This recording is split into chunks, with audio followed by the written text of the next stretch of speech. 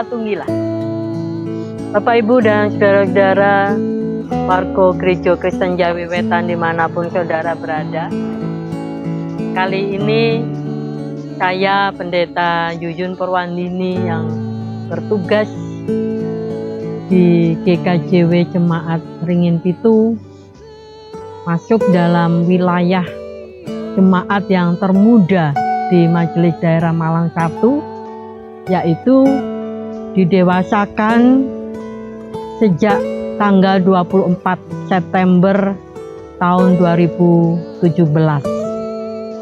Bersama-sama kita akan mengalami kehadiran Tuhan dalam ibadah bulan keluarga di bulan Juli, minggu kedua. Tuhan Yesus memberkati saudara semua. Salam Patunggilan. Bapak, Ibu, dan saudara-saudara warga Jemaat Gereja Kristen Jawi Wetan dimanapun berada, saat ini kita bersama-sama akan mengalami kehadiran Tuhan Yesus dalam ibadah minggu di bulan keluarga. Bulan Juli minggu kedua, tata ibadah minggu saat ini masih menggunakan tata ibadah khusus karena masih dalam situasi dan kondisi pandemi COVID-19. Bapak, Ibu, dan saudara kami undang untuk bangkit berdiri. Jemaat yang dikasihi Tuhan, keluarga Kristen adalah keluarga yang hidup di dalam kasih Kristus. Keluarga-keluarga yang senantiasa mendengar dan melakukan kehendak Sang Kristus. Untuk itu, setiap keluarga dipanggil untuk saling mengasihi dan saling melayani agar tercipta keutuhan dan keharmonisan keluarga. Marilah bersama-sama dengan keluarga kita masing-masing kita lakukan ibadah minggu saat ini dengan penuh sukacita. Bapak, Ibu, marilah kita pujikan pujian Kidung Jemaat 6 bait 1 dan 2.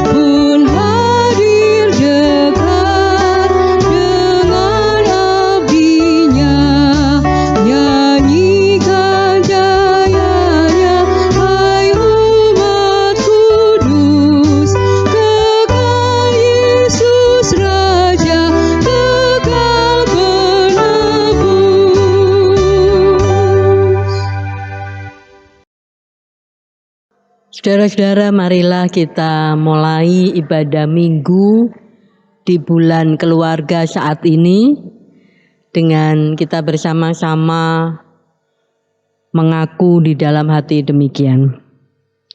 Pertolongan kita ada di dalam nama Allah Bapa yang menciptakan langit dan bumi, yang tidak pernah meninggalkan pekerjaan tangannya, serta yang kekal kasih setianya.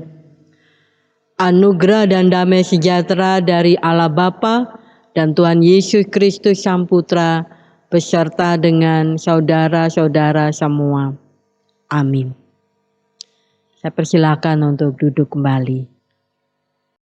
Saudara-saudara yang terkasih di dalam Tuhan Yesus Kristus, tema ibadah minggu di bulan keluarga kita saat ini adalah Tuhan Yesus Sang Pemimpin keluarga yang selalu menyertai dan memberkati. Mari kita bersama sambut tema ini dengan kita pujikan Kidung kontekstual nomor 97 bait 1 dan 2 bulan keluarga.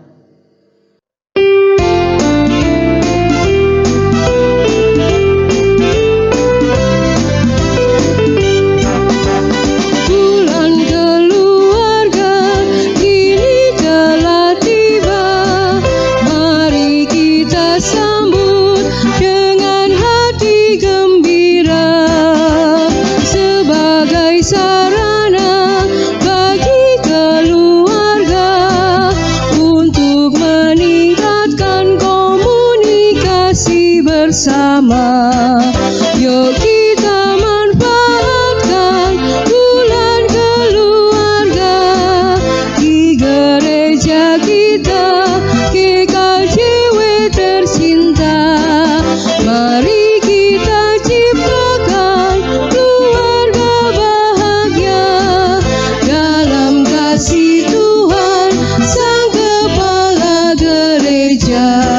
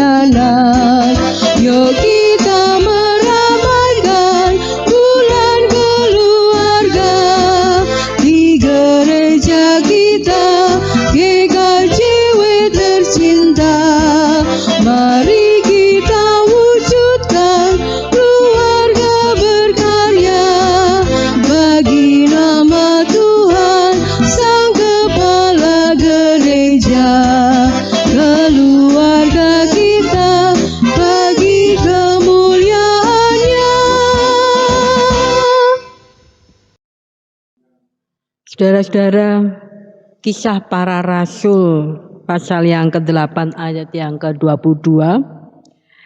Jadi bertobatlah dari kejahatanmu ini dan berdoalah kepada Tuhan supaya Ia mengampuni niat hatimu ini. Melalui bacaan ini marilah kita bersama-sama menyadari bahwa sebenarnya kita semua tidak ada seorang pun yang tidak berbuat dosa. Kita semua melakukan banyak hal perkara di luar kehendak Tuhan. Itulah bukti kesalahan dan dosa kita. Oleh karena itu, mari kita mengakui semua dosa dan kesalahan kita kepada Tuhan di dalam doa. Kita masuk dalam saat teduh, kita berdoa. Bapa di dalam surga, Bapa yang selalu kami muliakan dalam kasih Tuhan Yesus Kristus, kami bersyukur kepadamu ya Tuhan, bahwa hari ini kami semua mengalami anugerah yang begitu luar biasa, yang Tuhan selalu siapkan buat kami.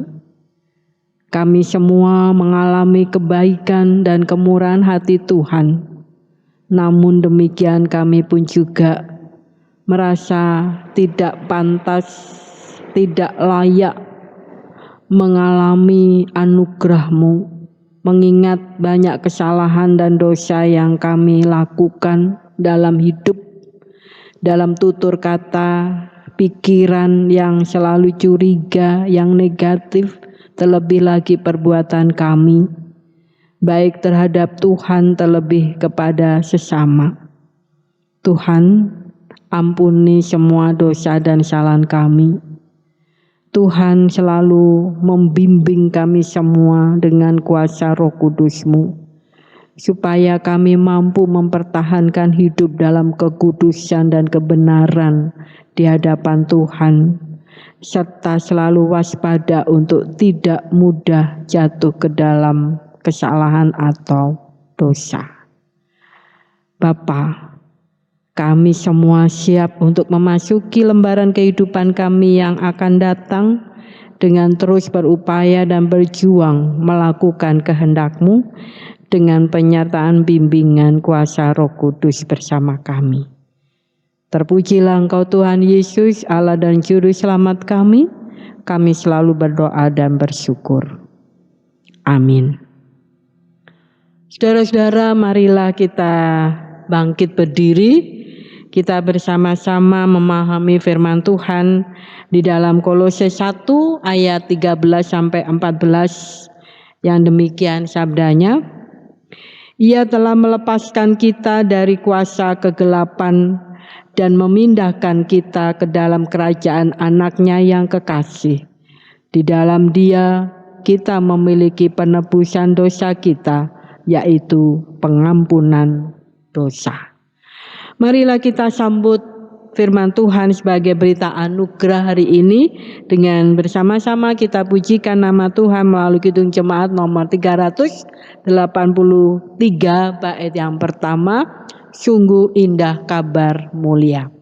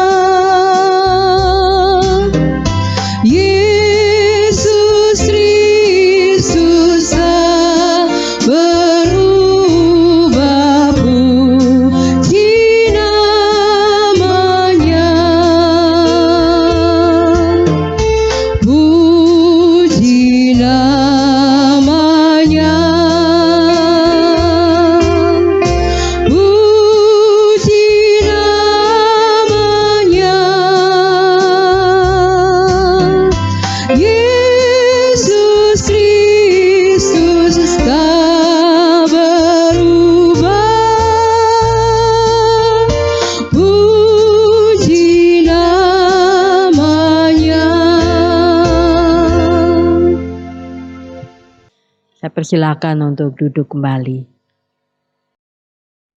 Jemaat yang terkasih di dalam Tuhan Yesus Kristus, sebelum kita membaca serta merenungkan firman Tuhan, mari kita serahkan di dalam doa. Allah Bapa Surgawi, Allah yang kami sembah di dalam nama Tuhan kami Yesus Kristus, sungguh kami mengucap puji syukur dan terima kasih Tuhan, karena Engkau telah memberkati dan membersamai di dalam kehidupan kami hari lepas hari. Engkau juga telah memberi bermacam-macam berkat, baik berkat kesehatan, kekuatan, kasih karunia. Terlebih Tuhan, Engkau masih perbolehkan kami di dalam ibadah minggu bulan keluarga ini untuk bersekutu memuji serta memuliakan nama-Mu dengan penuh sukacita. Dan dalam ibadah pada saat ini kami akan membaca serta merenungkan firman-Mu. Kiranya Engkau hadir di tengah-tengah kami semua, membuka hati dan pikiran kami, sehingga di dalam kami merenungkan firman-Mu, kami boleh mengerti dan boleh menjadi berkat serta tuntunan di dalam kehidupan kami pribadi lepas pribadi. Dan mampukan kami semua untuk selalu melakukan apa yang telah Engkau firmankan kepada kami. Kami juga menyerahkan Ibu Pendeta Yuyun Purwandini yang akan melayankan firman Tuhan. Kiranya Engkau urapi dengan kuasa Roh Kudus-Mu, Engkau beri kemampuan, sehingga layak untuk menjadi saluran berkat bagi pengajaran firman Tuhan dan pembangunan iman di dalam kehidupan kami. Terima kasih Tuhan, terima kasih, terpujilah nama-Mu. Bersabdalah, kami siap untuk mendengarkan. Haleluya, amin. Jemaat yang terkasih di dalam Tuhan Yesus Kristus, bacaan kita pada ibadah Minggu bulan keluarga saat ini diambil dari Markus 6 ayat 16 sampai 29. Demikian firman-Nya. Yohanes Pembaptis dibunuh. Raja Herodes juga mendengar tentang Yesus, sebab namanya sudah terkenal, dan orang mengatakan Yohanes Pembaptis sudah bangkit dari antara orang mati, dan itulah sebabnya kuasa-kuasa itu bekerja di dalam dia. Yang lain mengatakan, dia itu Elia. Yang lain lagi mengatakan, dia itu seorang nabi, sama seperti nabi-nabi yang dahulu. Waktu Herodes mendengar hal itu, ia berkata, bukan, dia itu Yohanes yang sudah kupenggal kepalanya dan yang bangkit lagi. Sebab memang Herodeslah yang menyuruh orang menangkap Yohanes dan membelenggunya di penjara berhubung dengan peristiwa Herodias, istri Filipus saudaranya, karena Herodes telah mengambilnya sebagai istri. Karena Yohanes pernah menegur Herodes, tidak halal engkau mengambil istri saudaramu. Karena itu Herodias menaruh dendam pada Yohanes dan bermaksud untuk membunuh dia, tetapi tidak dapat. Sebab Herodes segan akan Yohanes karena ia tahu bahwa Yohanes adalah orang yang benar dan suci. Jadi ia melindunginya. Tetapi apabila ia mendengarkan Yohanes, hatinya selalu terombang-ambing, namun ia merasa senang juga mendengarkan dia. Akhirnya tiba juga kesempatan yang baik bagi Herodias. Ketika Herodes pada hari ulang tahunnya mengadakan perjamuan untuk pembesar-pembesarnya, perwira-perwiranya, dan orang-orang terkemuka di Galilea. Pada waktu itu anak perempuan Herodias tampil lalu menari. Dan ia menyukakan hati Herodes dan tamu-tamunya. Raja berkata kepada gadis itu, minta daripadaku apa saja yang kau ingini, maka akan kuberikan kepadamu. Lalu bersumpah kepadanya, apa saja yang kau minta akan kuberikan kepadamu, sekalipun setengah dari kerajaanku. Anak itu pergi dan menanyakan ibunya, apa yang harus kuminta? Jawabnya, kepala Yohanes Pembaptis. Maka cepat-cepat ia pergi kepada raja dan meminta, aku mau supaya sekarang juga engkau berikan kepadaku kepala Yohanes Pembaptis di sebuah talam. Lalu sangat sedihlah hati raja, tetapi karena sumpahnya dan karena tamu-tamunya, ia tidak mau menolaknya. Raja segera menyuruh seorang pengawal dengan perintah supaya mengambil kepala Yohanes. Orang itu pergi dan memenggal kepala Yohanes di penjara. Ia membawa kepala itu di sebuah talam dan memberikannya kepada gadis itu, dan gadis itu memberikannya pula kepada ibunya. Ketika murid-murid Yohanes mendengar hal itu, mereka datang dan mengambil mayatnya, lalu membaringkannya dalam kuburan. Demikian firman Tuhan. Bapak, Ibu, dan saudara-saudaraku, warga GKJW dimanapun saudara berada, Hari ini kita bersama-sama akan menggumuli firman Tuhan di dalam bacaan Markus 6 ayat 14 sampai dengan yang ke-29. Dan judul renungan kita saling mengingatkan dalam keluarga. Saudara-saudara, kita pasti pernah mendengar sebuah istilah jujur ajur atau jujur itu kujur. Artinya bahwa tindakan melakukan kejujuran karena melakukan kebenaran tidak selamanya itu menyenangkan. Oleh karena itu tidak semua orang juga berani melakukan kejujuran karena melakukan kebenaran. Dampaknya dari perbuatan kejujuran karena melakukan kebenaran adalah kita mungkin sering dicaci maki, dibenci, dicerca, bahkan mungkin kita pun mendapat ancaman untuk dibunuh. Dan inilah yang dialami oleh Yohanes Pembaptis. Saudara-saudara, bacaan kita hari ini di dalam Markus pasal yang ke-6 ayatnya yang ke-14 sampai 29 berkisah tentang keberanian seorang yang bernama Yohanes Pembaptis. Keberanian Yohanes menegur dan mengingatkan Herodes. Seperti di dalam ayat yang ke-18. Tidak halal engkau mengambil istri saudaramu. Yohanes berani menegur Herodes yang memiliki kedudukan dan jabatan serta kekuasaan sebagai raja. Karena dia telah merebut Herodias dari kehidupan Filipus saudaranya. Yohanes melihat bahwa perbuatan dosa yang dilakukan Herodes ini menyebabkan penderitaan orang lain yaitu Filipus. Bapak, Ibu, dan saudara-saudaraku yang terkasih di dalam Tuhan Yesus Kristus. Apa yang dilakukan Yohanes? Yohanes tidak pernah berpikir tentang keselamatan dirinya. Yohanes juga tidak mempedulikan dampak dari keberaniannya untuk melakukan kebenaran ini, yaitu dipenjara dan dibunuh. Herodes memenggal kepala Yohanes. Mendapat teguran karena sudah berbuat kesalahan bukanlah sesuatu yang menyenangkan. Karena merasa dipermalukan dan ini sangat menyakitkan. Oleh karena itu tidak semua orang juga bersedia dengan kerelaan hati menerima teguran ketika kita melakukan kesalahan. Seperti yang sudah terjadi dalam kehidupan Herodes dan Herodias.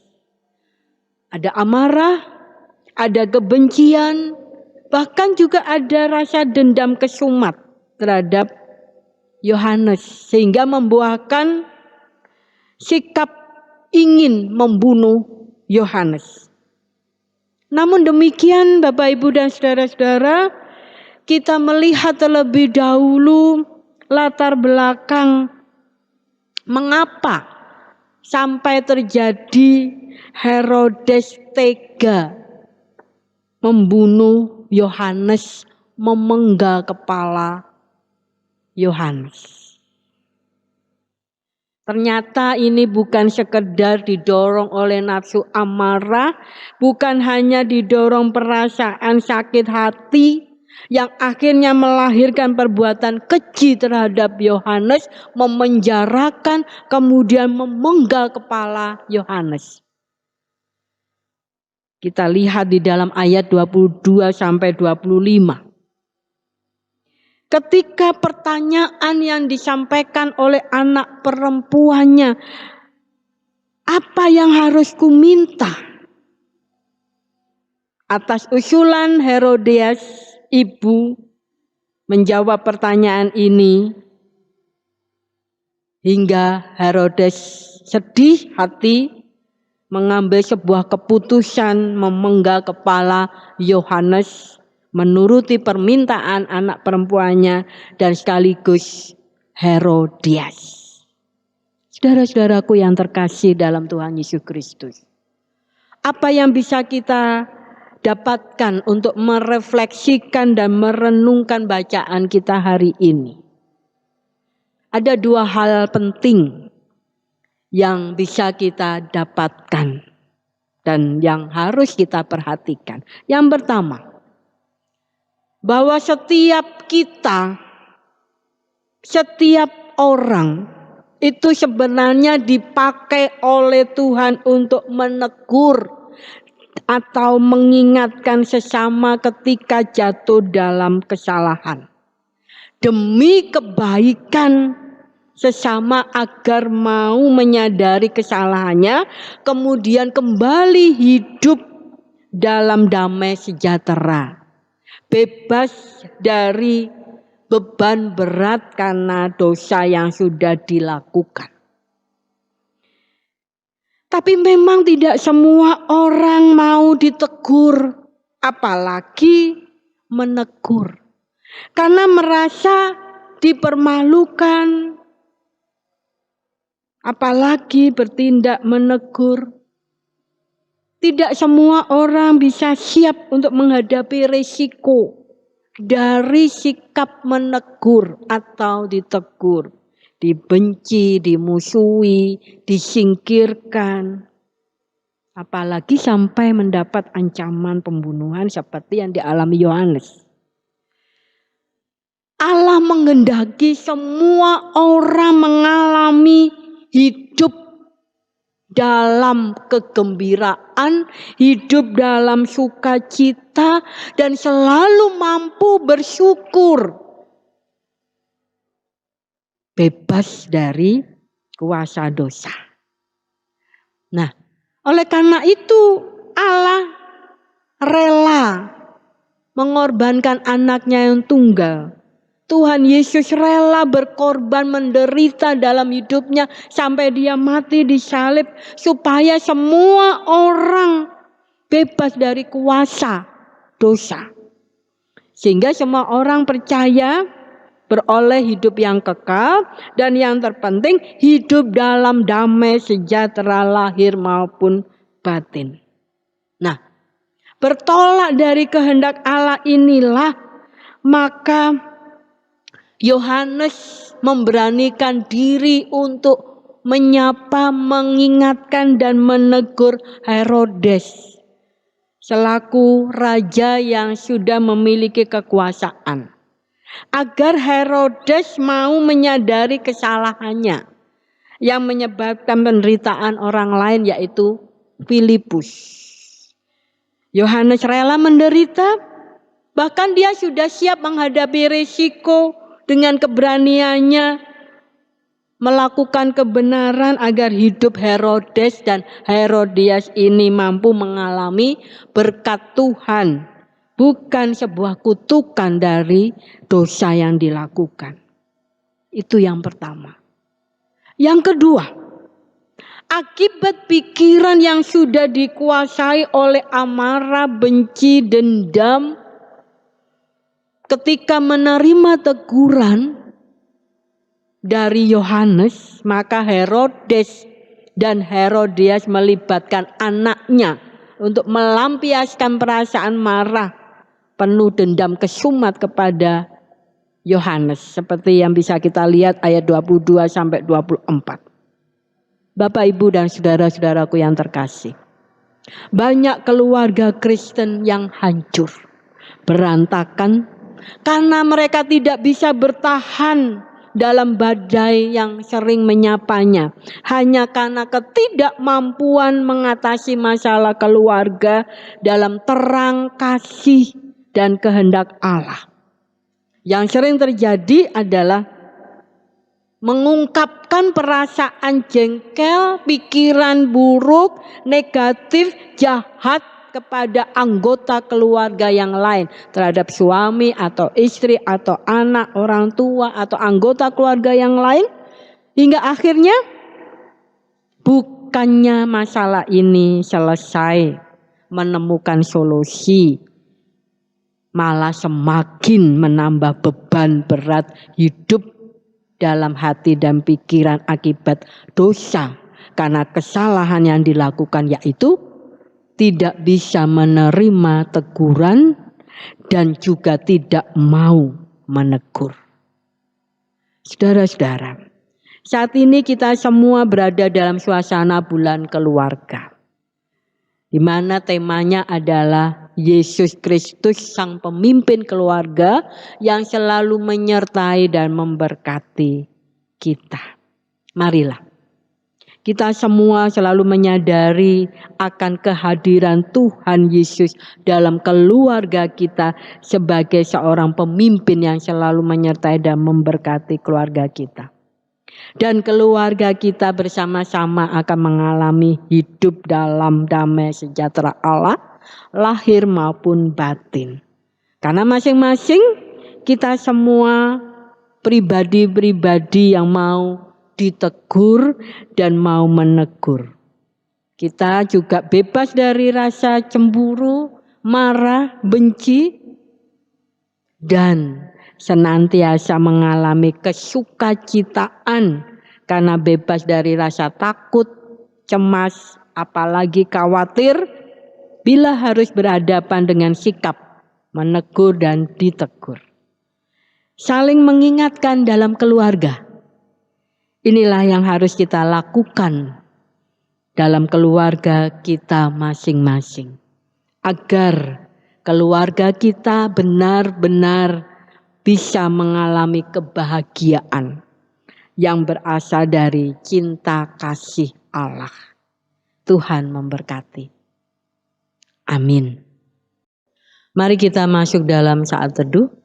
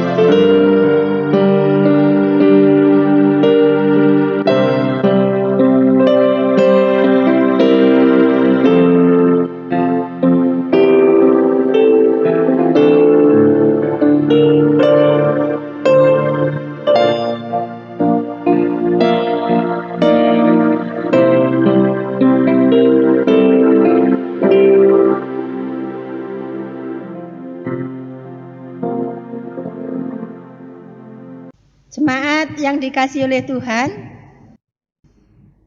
kami undang untuk bangkit berdiri. Mari kita mengucapkan pengakuan iman rasuli. Pengakuan iman rasuli.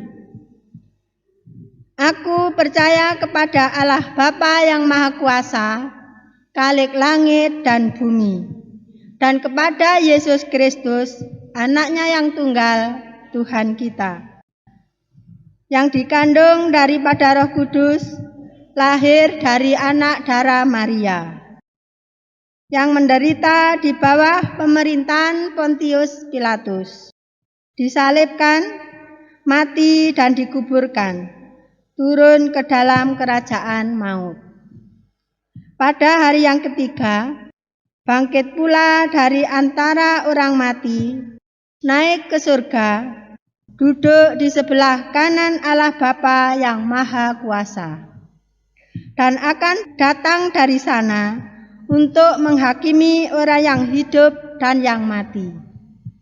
Aku percaya kepada Roh Kudus, gereja yang kudus dan am, persekutuan orang kudus, pengampunan dosa, kebangkitan daging, dan hidup yang kekal. Amin. Jemaat dipersilakan duduk kembali. Mari kita masuk dalam saat teduh untuk menaikkan doa syafaat. Kita berdoa. Bapa di dalam surga, terima kasih atas sapaan Tuhan kepada kami hari ini, menguatkan dan meneguhkan kami agar kami mau dan berani untuk menyapa, menegur, mengingatkan, juga mau ditegur atas sebuah kesalahan yang kami lakukan. Bapa, pada hari ini kami bersama-sama berdoa untuk bangsa dan negara kami, para tenaga kesehatan yang masih berjuang keras untuk mengatasi permasalahan pandemi COVID-19.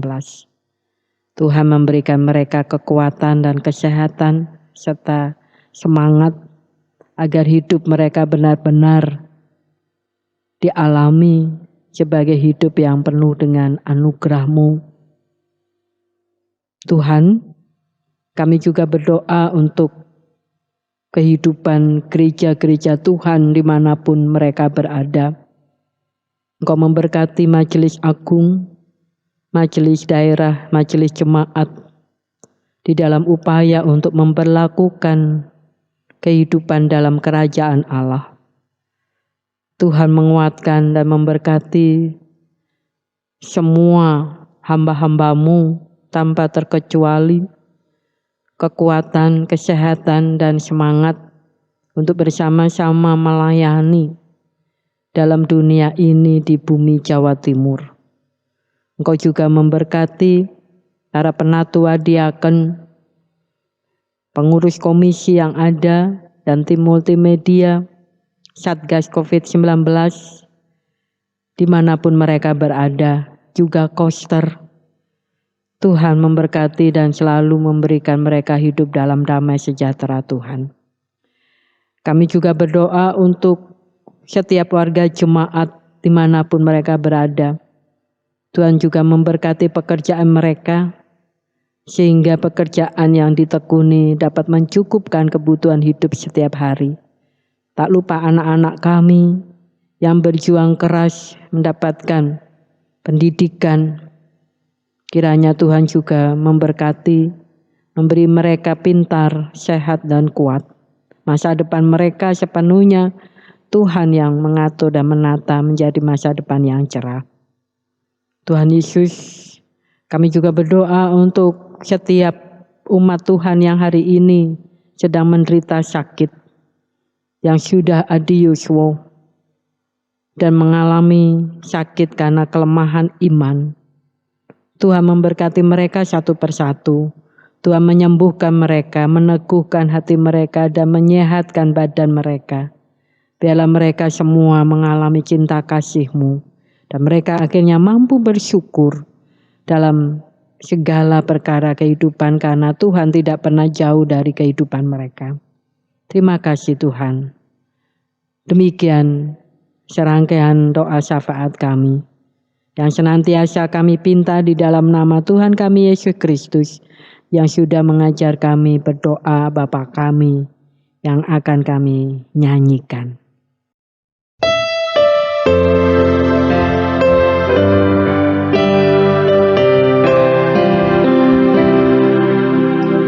Bapa kami yang di sorga, dikuduskanlah nama-Mu, datanglah kerajaan-Mu, jadilah kehendak-Mu di bumi seperti yang di sorga. Berikan kami hari ini makanan yang secukupnya. Ampuni kesalahan kami seperti kami ampuni